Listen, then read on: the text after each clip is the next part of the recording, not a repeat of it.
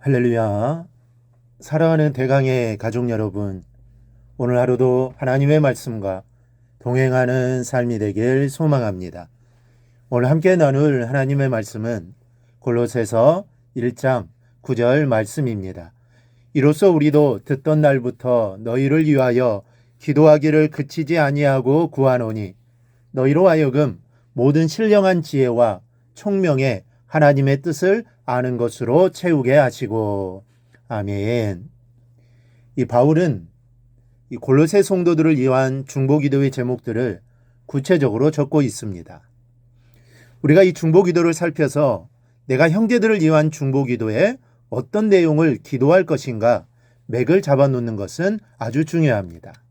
있는 힘을 다해 활시를 당겨 아주 멀리까지 쏘아보냈다고 하십시다. 그런데 화살이 관역이 아닌 엉뚱한 곳에 꽂혔다면 아무런 소용이 없는 것입니다. 우리의 중보기도도 마찬가지입니다. 오랫동안 무릎을 꿇는 것도 중요하지만 더 중요한 것은 기도의 내용입니다. 힘을 다해 기도해 주는 것도 소중하지만 무엇을 어떻게 기도해 주는가 하는 것은 더 소중한 것입니다. 때문에 우리는 이 골로새서 교회를 향한 바울의 중보기도를 면밀히 살펴볼 필요가 있습니다. 바울은 오늘 본문에서 골로새 성도들을 위하여 신령한 지혜와 총명 그리고 하나님의 뜻을 아는 것을 가장 먼저 구하고 있습니다. 첫째, 성령께서 주시는 지혜와 총명을 구해야 합니다.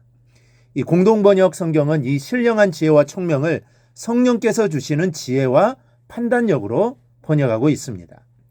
사람이 이 세상을 살아가는 데는 여러 가지 지혜가 필요합니다. 학교에서 배우는 학문적인 지식도 필요하고 또 삶 속에서 사람들과 부대끼면서 배우게 되는 경험적인 지식도 필요합니다. 또 직장생활을 하려면 전문적인 지식이 필요합니다. 아는 것이 힘이라는 말처럼 아는 만큼 힘이 되고 모를수록 불편해지는 것이 사실입니다. 그래서 사람들은 배우기에 애를 씁니다. 할 수만 있다면 더 많은 것을 배우기 위해 시간과 물질을 투자하며 애를 씁니다. 그러나 배워서 습득이 되지 않는 지식이 있습니다. 바로 본문에서 말하는 신령한 지혜와 총명으로 성령께서 주시는 지혜와 영적인 이해력입니다. 이것은 배워서 익히는 것이 아니고 기도해서 받는 것입니다. 그래서 바울은 골로새 성도들을 위해 신령한 지혜와 총명을 구하고 있는 것입니다. 우리도 서로를 위해 기도할 것 중에 가장 중요한 기도가 있다면 신령한 지혜와 총명입니다. 성령께서 주시는 영적인 이해력이 아니면 아무것도 깨달아 알 수가 없습니다. 성경을 봐도 소설책보다 재미없고 또 설교를 들어도 맹송맹송하고 찬송을 알라치면 하품이나 나오는 것입니다. 또 성령께서 주시는 지혜가 없으면 인생에 맥이 잡히지 않습니다. 내가 왜 지금 이 땅에 살고 있는지를 알지 못합니다. 그저 세월을 벗삼아 흘러가는 인생일 뿐입니다. 그러므로 신령한 지혜와 총명을 구해야 합니다.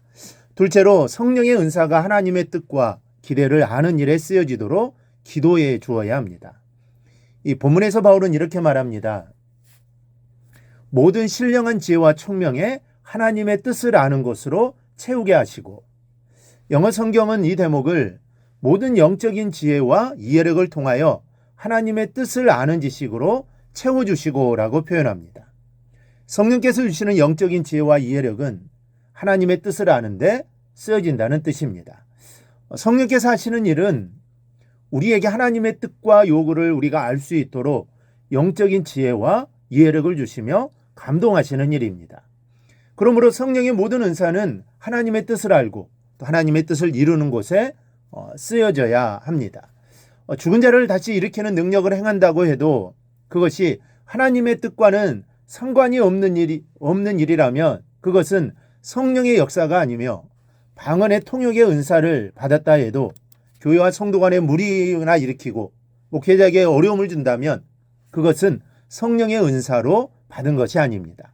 성령의 은사는 오직 하나님의 뜻을 깨닫게 하고 또 그 뜻을 이루는 일에 있어 우리의 연약함을 도우시는 일에만 관여하시기 때문입니다. 열왕기하 4장을 보면 한 과부가 등장을 합니다. 엘리사에게 배우던 선지자 생도의 아내인데 무엇 때문에 남편은 죽고 두 아이와 구차하게 살고 있었습니다. 그런데 체주가 와서 빚을 갚지 않으면 두 아이를 데려다가 종으로 삼겠다고 최후 통첩을 해왔습니다. 과부는 엘리사를 찾아가 사정을 설명하며 매달립니다.